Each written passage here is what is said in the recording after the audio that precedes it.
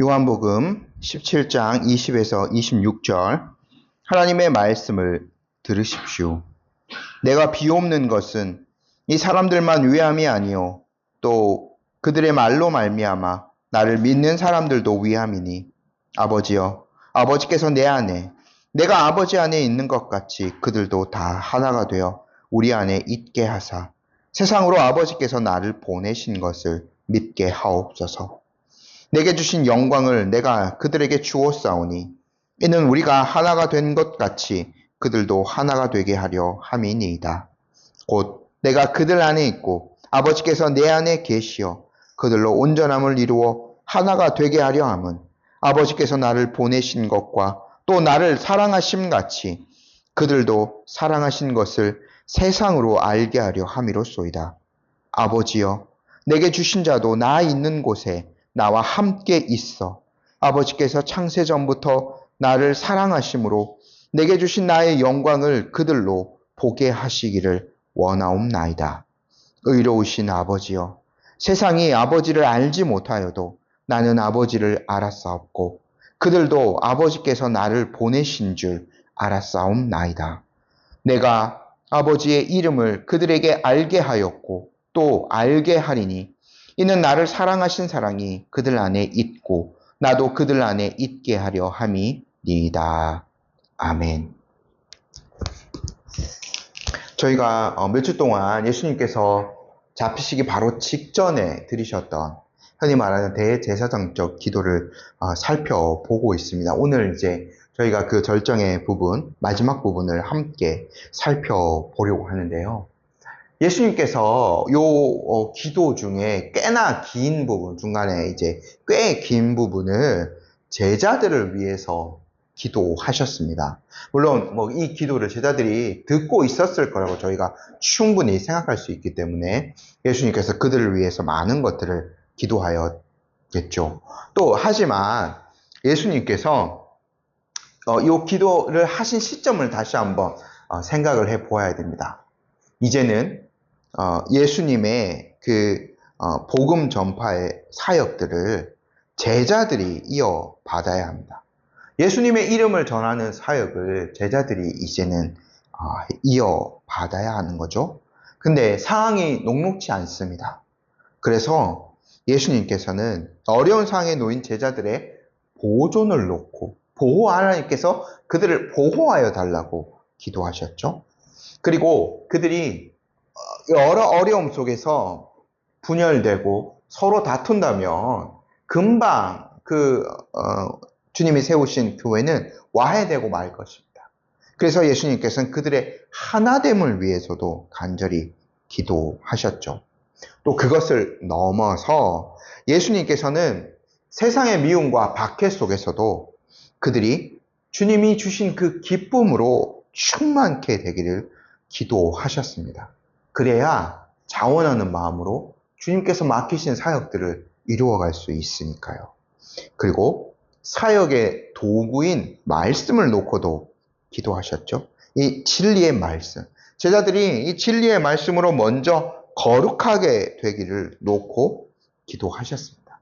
이런 제자들이 이제 주님의 보내심을 받아 세상으로 나가야 되는 거죠. 그래서 예수님께서 마지막으로 기도하신 것은 뭐냐면 제자들이 보냄을 받은 세상, 그래서 제자들을 통해서 자신의 이름을 믿게 될 수많은 사람들을 놓고 오늘 마지막 부분에 기도하신 거예요. 이것은 교회를 위한 기도이기도 하죠. 예수님을 믿는 믿음으로 주님 앞에 돌아오고 제자들의 사역을 통해서 세워지게 될 주님의 몸된 교회를 위한 기도이기도 합니다. 저희가 제자들을 위한 기도를 살펴볼 때 물론 적용적인 부분에서 다 우리에게 해당되는 것으로 놓고 그렇게 기도했습니다만 예수님의 이 마지막 부분의 기도는 직접적으로 우리를 위한 기도라고도 할 수 있죠. 그 내용 오늘 하나씩 좀 살펴보도록 하겠습니다. 세상을 위한 주님의 기도 첫 번째 부분 20절 저희 함께 읽어보겠습니다. 내가 비옵는 것은 이 사람들만 위함이 아니요 또 그들의 말로 말미암아 나를 믿는 사람들도 위함이니 예수님께서는요, 제자들을 통해서 자신을 믿게 될 사람들을 놓고 기도하십니다. 정확하게는 제자들의 어떠한 사역이요? 제자들의 말로 말미암아 믿게 될 사람들. 이제 남겨질 사도들의 가장 중요한 사역은 뭐냐면 말로써 예수님의 이름을 전하는 거예요. 주님이 주신 그 진리의 말씀을 자기의 입으로 전하는 겁니다. 말이 굉장히 중요한 통로예요. 물론 제자들을 통하여서 중심으로 이 복음서들이 기록되어지고 이 복음서가 신약 성경이 완성이 되어져서 오늘 우리에게까지 왔지만 복음 전파의 가장 중요한 도구는 무엇이었냐면 사도들이 전한 복음이었어요. 말을 입술에 그 전달을 통하여서. 그래서 오늘날 저희도 이렇게 예배 중에 가장 긴 시간을 설교에 할애하는 겁니다. 사도들이 전한 복음을 오늘날도 저희들이 예배 시간을 통해서 듣는 거죠. 그게 예수님이 이 사역을 명하신 원리였어요. 예수님이 승천하시기 전에 제자들에게 내리신 명령, 몇 군데 복음서 사도행전에도 기록되어져 있습니다만 마태복음 말씀을 제가 읽어드릴게요. 28장입니다. 18절에서 20절. 예수께서 나와 말씀하여 이르시되 하늘과 땅의 모든 권세를 내게 주셨으니 그러므로 너희는 가서 모든 민족을 제자로 삼아 아버지와 아들과 성령의 이름으로 세례를 베풀고 내가 너희에게 분부한 모든 것을 가르쳐 지키게 하라. 볼지어다. 내가 세상 끝날까지 너희와 항상 함께 있으리라 하시니라. 제자들은요, 주님이 명령하신 대로 세상으로 가야 합니다.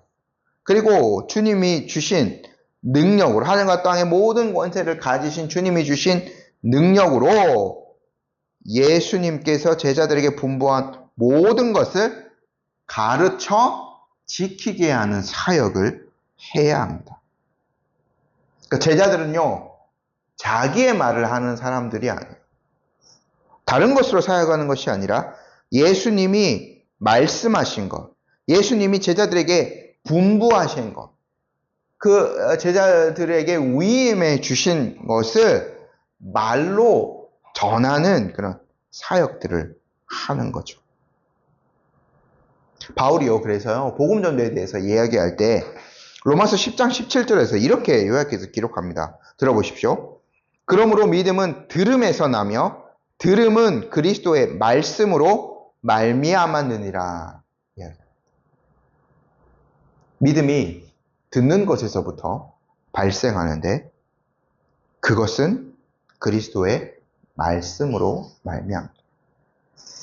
그 내용, 듣는 것의 가장 핵심적인 내용이 무엇이냐면 그리스도의 말씀인 거죠. 이것이 말의 전달 통해서 계속해서 전달되어지고 오늘 2000년이 지난 우리에게까지 전달되어졌고 주님이 오실 때까지 계속해서 전파되어질 것입니다. 제가요, 이 말씀을 통해서 두 가지 중요한 사실을 깨달을 수 있습니다. 첫 번째, 우리가 가진 믿음이 허공에 떠 있는 그런 그냥 뜬구름 잡는 이야기가 결코 아니라는 거예요. 사도들이 전해준 역사적인 사실입니다. 그리고 주님이 남기신 객관적인 진리의 말씀 위에 우리의 믿음이 굳건하게 서 있는 거예요. 그래서 오늘날 우리의 교회와 사도들에 의해서 세워진 초대 교회가 동일하다고 할 수 있는 것은 그 믿는 내용이 동일하기 때문에. 두 번째, 오늘 이 자리에 앉아 예수 그리스도를 나의 구주, 나의 하나님으로 고백하는 우리 모두가 바로 예수님의 이 기도의 직접적인 소외자라는 사실입니다. 예수님이 잡히시기 바로 직전에 제자들을 놓고 기도하신 이 내용, 약 2000년 전에 기도하신 이 내용의 응답으로 우리가 주님 앞에 돌아오게 된 거예요. 미리 이렇게 기도하신 예수님의 은혜가 있었기 때문에 우리가 사도들이 전하여준 그 복음을 동일하게 듣고 같은 예수님을 믿을 수 있었다는 거죠. 그래서요, 제가 거듭 말씀드립니다만 한 교회예요. 하나된 믿음 안에 있기 때문에, 예수 그리스도를 중심으로 하나된 믿음 안에 있기 때문에 우리 동시대의 교회뿐만 아니라 시대를 뛰어넘어 초대교회와 오늘 우리까지도 하나된 믿음 안에서 한 교회라는 거예요. 그래서 예수님께서 계속해서 요 기도를 통해서 하나됨을 강조하신 것이 거기에 있는 거죠. 21절 말씀 함께 읽어보겠습니다. 아버지여, 아버지께서 내 안에, 내가 아버지 안에 있는 것 같이 그들도 다 하나가 되어 우리 안에 있게 하사 세상으로 아버지께서 나를 보내신 것을 믿게 하옵소서. 제자들의 전도를 통해서 믿게 될 자들, 교회의 일원이 됩니다. 그 복음이 계속 전달되어져서 오늘 그리스도를 믿고 구주로 고백하고 교회의 일원이 된 우리도 우주적 교회의 일원, 같은 교회라니까. 그래서 예수님은 이렇게 자신의 교회가 하나 되기를 간절히 원하시며 기도하신 거예요. 이거는요, 무슨 어떤 교회가 어떤 교단 안에 딱 하나로 통일되어지고 교회의 제도, 예배의 형식 모든 것들이 다 완전히 이렇게 일치되기 때문에 이루어지는 그러한 연합이 아닙니다. 우리가 예수님의 그 가르치신 연합을 생각할 때는 항상 성부와 성자의 연합을 먼저 떠올려야 됩니다. 성부와 성자 하나님의 연합은 본질, 목적, 사랑에 있어서 완전한 연합입니다. 그래서 우리가 이 사도들의 복음 전도로 말미암아 예수님을 믿게 될 사람들, 그리고 오늘 주님의 교회의 일원인 우리의 연합을 생각할 때도 이 삼위일체 하나님의 신비로운 연합을 본받는 것이 되어야 한다는 거죠. 그러니까 이 연합이 어떻게 가능한가? 예수님의 그 21절 기도를 다시 한번 보면 그들도 다 하나가 되어 우리 안에 있게 하사라고 기도하는 거잖아요. 그러니까 참된 연합이요. 우리가 어떤 프로그램을 만들고 노력을 인간적인 노력을 하고 이러한 것들로 되는 것이 아니라 모든 사람이 다 성부와 성자 안에 있을 때 신앙의 일치, 모든 개별 신자들이 모든 교회가 성부와 성자 안에 충실하게 거할 때 그들이 모두 예수 그리스도와 연합된 상태에 있을 때 온전한 일치가 가능하다. 예수님이 가르치신 거 우리가 한번 떠올려 볼까요? 요한복음 15장에 포도나무와 가지의 비유 있지 않습니까? 우리 각자 나무에 다 다르게 붙어져 있는 가지와 같아요. 교회를 생각할 때도 그렇습니다. 교파와 교단도 다르고요. 다 다르게 이제 붙어 있는 거죠. 우리 안에는 서로 어떻게 보면 직접적으로는 이렇게 연결되어서 하나 되지 못한 것처럼 보일 수도 있습니다. 하지만 우리 교회가 각자가 처한 위치는 다릅니다만 모두가 포도나무이신 예수님께 붙어 있을 때 그 가지들은 나무인 예수님을 통해서 다 연결되어집니다. 통합되는 겁니다. 공통된 뿌리가 그리스도 안에 있기 때문에 이 연합의 원리를 기억해야 합니다. 그래서 우리가 우리의 하나됨을 확인할 때 예수 그리스도 안에 거하는 믿음이 있는 것, 성부 하나님의 영광 안에 거하는 믿음이 있는가, 이러한 것들을 살펴보아야 되는 거죠. 예수님은요, 연합의 목적을 놓고도 기도하셨습니다. 이것이 세상의 증거가 된다는 거. 21절 말씀을 조금 더 보면 세상으로 아버지께서 나를 보내신 것을 믿게 하옵소서라고 예수님이 기도하잖아요. 그러니까 이 성도의 연합과 일치, 교회의 하나됨은요, 세상에 예수 그리스도께서 하나님이 보내신 구원자이심을 드러내는 가장 강력한 증거입니다. 이거를 조금만 뒤집어 생각해 보면요, 오늘날 왜 우리가 복음 전도가 약하여지고 교회가 힘을 잃었는가를 생각해 볼 수 있어요. 신자들이 서로 다투고 교회가 일치되어져 있는데 하나 주님을 머리로 한 한 교회인데 서로 반목하고 싸워요. 주님의 영광을 훼손하는 거죠. 복음 전파의 가장 큰 걸림돌이 되지 않겠습니까? 교회가 하나됨을 유지해야 되는 이유가 여기에 있는 거예요. 세상은 이기심 때문에 서로 미워하고 다툴 수 있어요.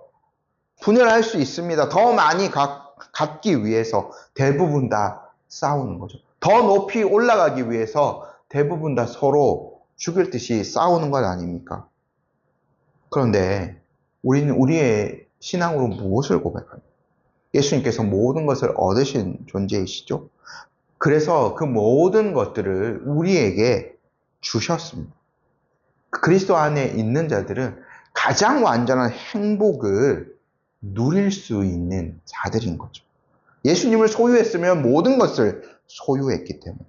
그래서 사실 그리스도인들은 무엇을 더 얻고자, 더 높이 올라가고자 서로 다투고 애쓰고 이럴 필요가 없다니까요. 교회 안에서 주님의 마음을 품고 이기심을 내려놓고 서로 사랑해야 돼요. 한 믿음 안에서 한 형제자매로 서로 당신이 나보다 더 나은 존재입니다 라고 고백하면서 살아야 되는 거죠.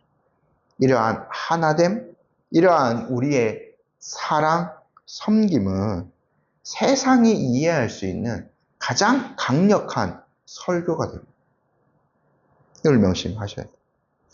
자, 우리가 근데 일반적으로 생각해 보아도 한 공동체가 가장 하나 될 수 있는 강력한 힘은요, 일반적으로 생각해 봐도요, 어느 정당 집단일 수도 있고, 학교가 될 수도 있고, 무슨 모임이 될 수도 있는데, 하나 될 수 있는 가장 강력한 힘은 공동의 목표를 지향할 때 발휘되어져요.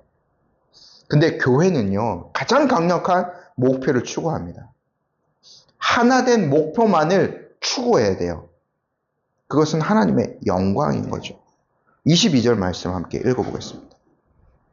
내게 주신 영광을 내가 그들에게 주었사오니 이는 우리가 하나가 된 것 같이 그들도 하나가 되게 하려 함이니이다. 여러분, 예수님께서요, 자신의 영광을 교회에 허락해 주셨습니다. 그러므로 교회는 예수님의 영광, 하나님의 영광이 거하시는 터가 되는 거죠. 예수님께서 그의 제자들, 그의 교회가 계속해서 주님의 사역을 이어가면서 자신의 영광에 적극적으로 참여하기를 기대하셨습니다.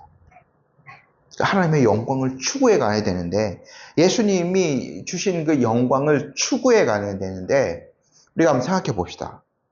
예수님이 취하신 가장 큰 영광이 무엇일까요? 땅에서 높아지는 것이었나요?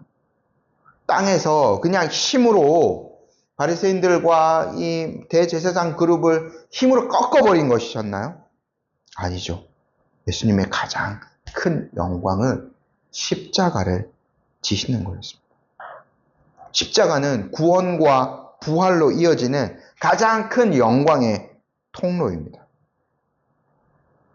그러므로 제자들, 그리고 제자들이 선포한 복음을 통해서 주님의 그 자녀가 된 우리들도 주님의 영광을 바라보며 그것을 구한다고 하는 것은 또 십자가를 지는 삶을 살아가는 것과 동일해요.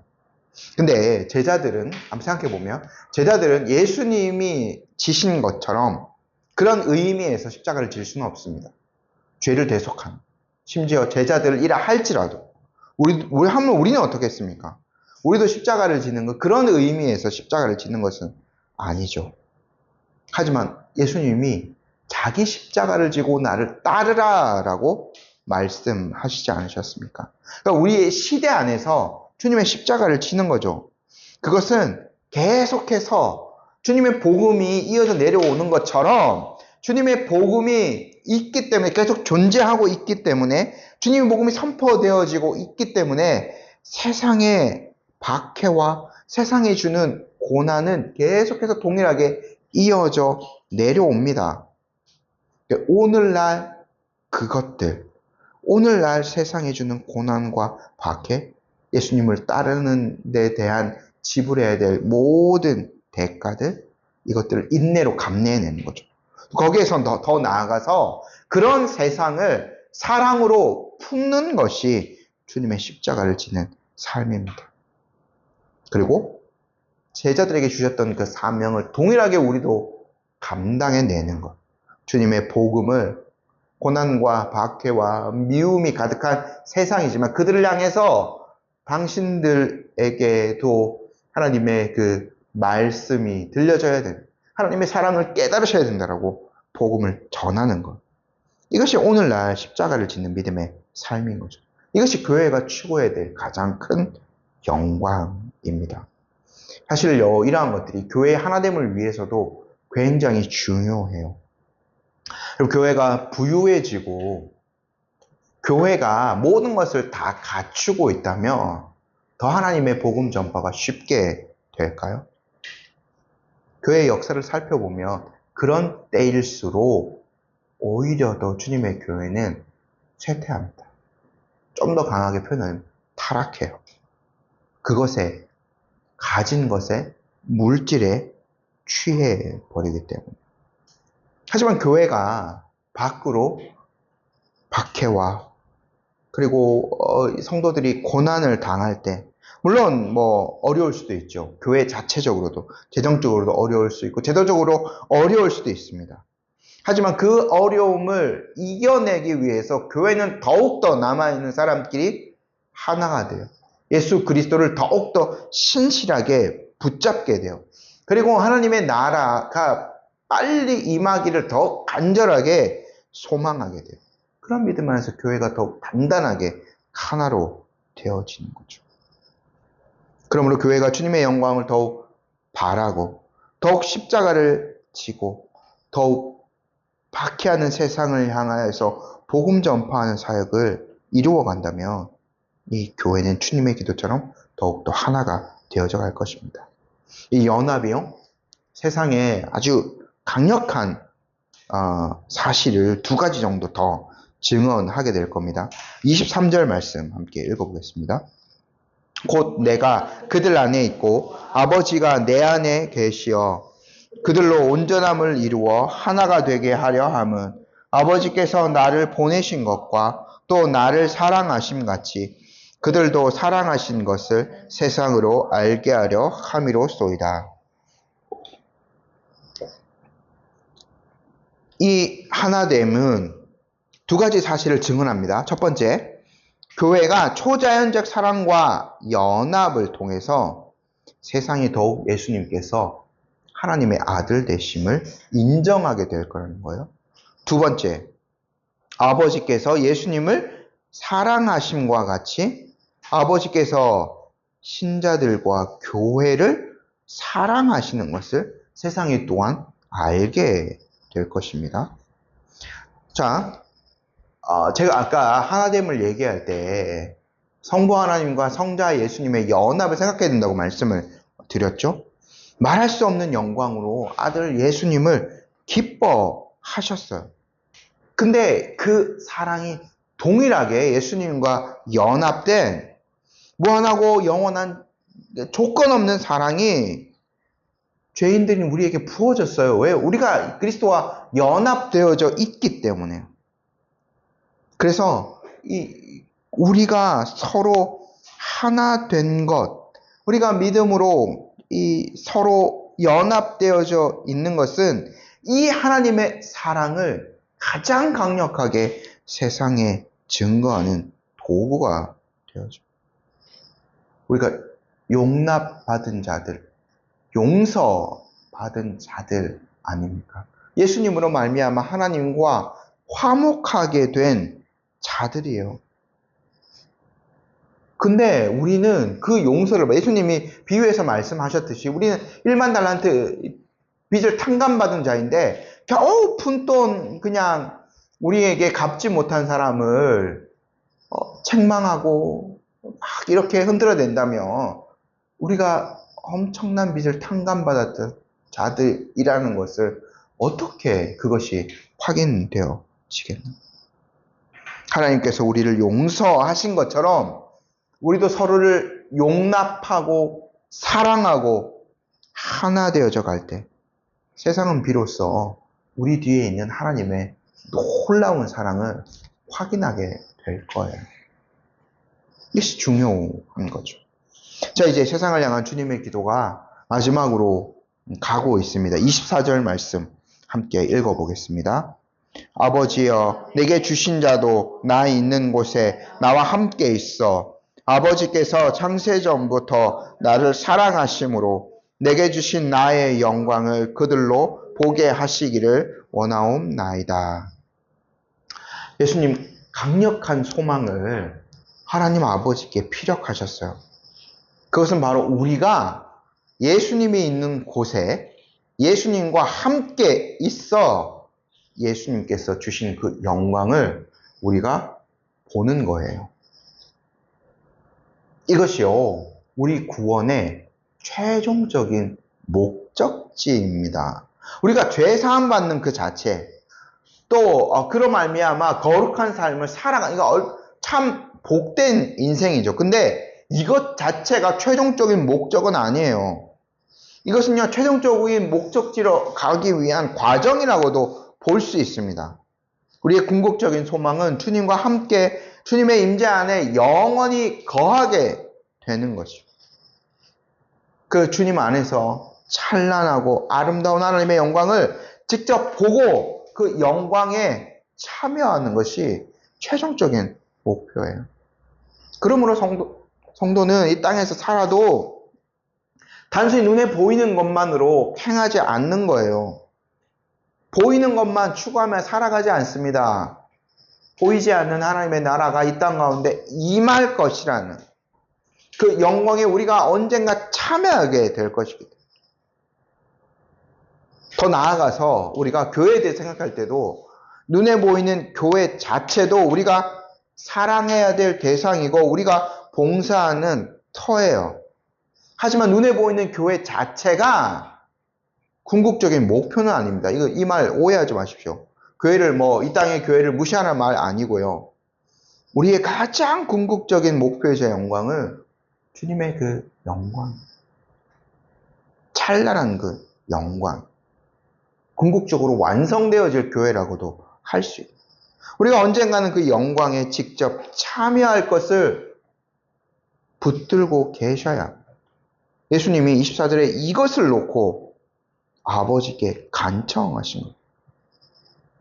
우리가 이 땅에서 살아갈 때 때로는 우리의 믿음이 흔들릴 수도 있죠. 때로는 연약해질 수도 있습니다.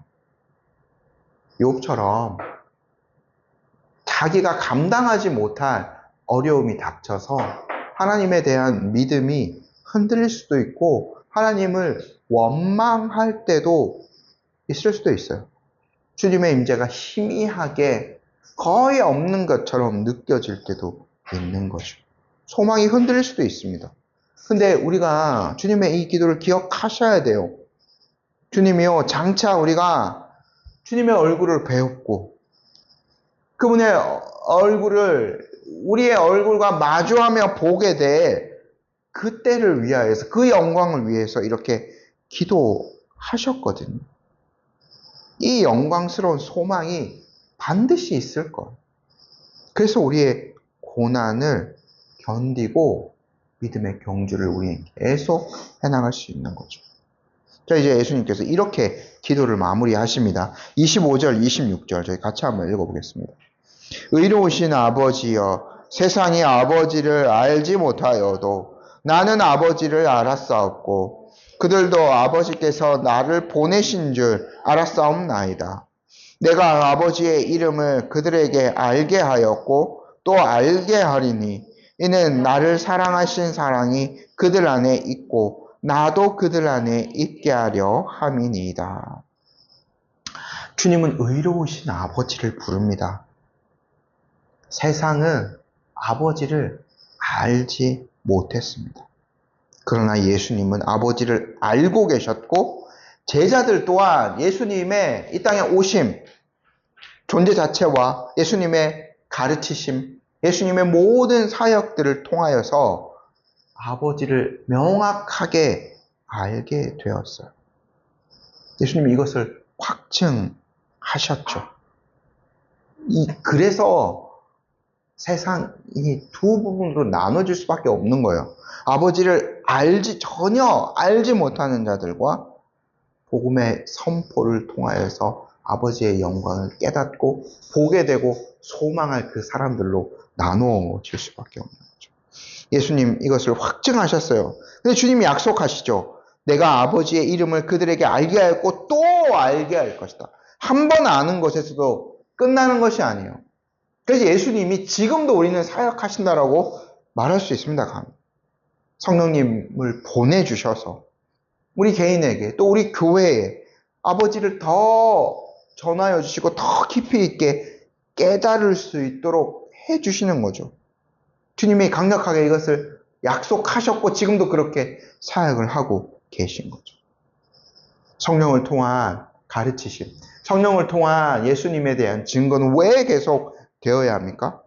그 목적이요. 예수님이 26절에 밝히셨듯이 나를 사랑하신 사랑이 그들 안에 있고 나도 그들 안에 있게 하려 함이기 때문이에요. 결국 모든 것이 하나님의 그 구원 계획 안에 있는 하나님의 사랑으로 귀결되어지는 거죠. 아들 예수님을 향한 성부 하나님의 영원한 사랑이 우리 안에 거합니다. 그 사랑을 입은 예수님께서 믿는 자들 안에 친히 거해 주시는 거죠. 그리고 성령님은 지속적으로 그 하나님의 사랑을 상기시켜 주시는 거죠. 이 하나님의 사랑, 이 성령님의 내주하심이 우리를 더욱더 거룩하게 만듭니다. 우리가 더욱 하나 될 수 있게 합니다. 그리고 우리를 마침내 주님의 영광까지 이르게 해 줄 것입니다. 사랑하는 성도 여러분, 오늘 우리는 대제사장이신 예수 그리스도께서 기도한 내용, 그 마지막 절정의 부분들을 살펴보았습니다. 예수 그리스도께서 우리와 우리 교회를 위해서 무엇을 기도하셨는지를 함께 살펴보았죠. 시간과 공간을 초월하여 거기에 함께 있는 제자들 뿐만 아니라 제자들의 복음 선포, 제자들을 중심으로 세워진 교회의 일원인 우리를 위해서도 기도하신 거예요. 이 주님의 주님은요 사도들의 그 복음 전파를 통해서 믿음을 갖게 될 우리를 위해서 기도하셨죠. 또 우리가 세상 앞에서 강력한 복음의 증거가 되도록 성부와 성자 하나님의 연합을 본받아 우리의 하나됨과 일치를 위해서도 기도하셨습니다. 그리고 마지막으로 주님은 이 땅에서 순례를 우리가 마친 후에 마침내 주님과 함께 거하며 그분의 참된 영광을 보고 영원히 누리게 될 것을 놓고 기도하셨습니다. 이 기도가 이미 응답되었고 또 지금도 응답되고 있으며 주님이 다시 오실 그때에 완전하게 성취될 것입니다. 이 기도가 우리에게 큰 확신과 위로를 주었으면 좋겠습니다. 사탄이 우리를 유혹하고 흔들기도 하죠. 세상이 우리를 미워하고 세상이 우리를 너무나 강력하게 대적할 때도 있습니다. 그때마다 대제사장 되신 예수님께서 지금도 우리를 위해 이렇게 기도하고 계셨음을 기억하면 좋겠습니다. 이것이 가장 큰 위로와 확신을 줄 것입니다.